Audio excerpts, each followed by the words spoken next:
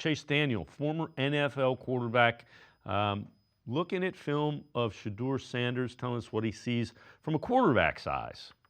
I'm going to dig into Shedeur Sanders' film.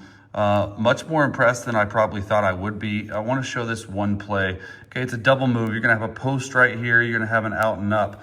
But the thing about this is that K-State's going to be in a tricky cover too. What's that mean? He's going to go back to the half field safety who's a corner, and this safety right here is going to go back to this. So there's a couple things that need to happen. One, I think Shedeur does an amazing job throwing with anticipation, okay? Right there. All right, see, the ball is coming out of his hand right here. This receiver is barely looking, okay? He has to fit this one in there between this safety. This post route's holding him. I thought this throw was absolutely incredible. Sort of holds him up right there. Okay, it's a drop, I understand that.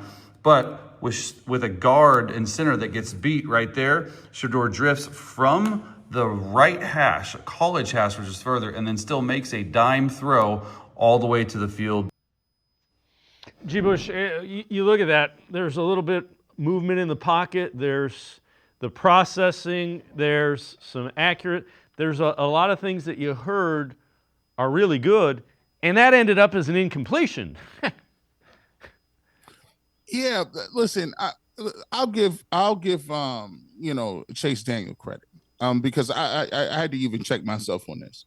A lot of times when we get to this type of the season, football guys turn over their analysis to the scouting combine guys. And we know there's always guys that they specialize in watching the tape and figuring out what these guys do well and if they're good and where they're going to go. And sometimes, we watch the film, and I watch all the Browns, all 22, multiple times throughout the year, watching the games to try to figure out and to just give myself the best informed information that I can go to people and basically break down what I'm seeing. But in the draft process, we tend to not do that. We tend to just go on what people tell us. And if enough of the draft gurus or draft prognosticators tell us one thing or another, we just kind of go with it and we fill time with it and we keep it moving. But I had to tell myself, say, hold on, if you're going to break this down, you better stop playing, G. Bush. You got to put that work in. So I went back and I caught myself saying, oh, well, this isn't a good draft class. I had to go back and look specifically at what Shedeur Sanders was or what Cam Ward was. And when I went back, I was kind of like Chase Daniel. I said, wow, he threw the ball with much better anticipation than I thought. And I've watched 6 or 7 Colorado games. He has better pocket presence than I thought. His offensive line was worse than I thought, which was crazy because he was getting guys just coming free at any given time. But I thought he had touch on the football. I thought he had a adequate enough arm. I thought that there was times where he was throwing receivers open. He was smart.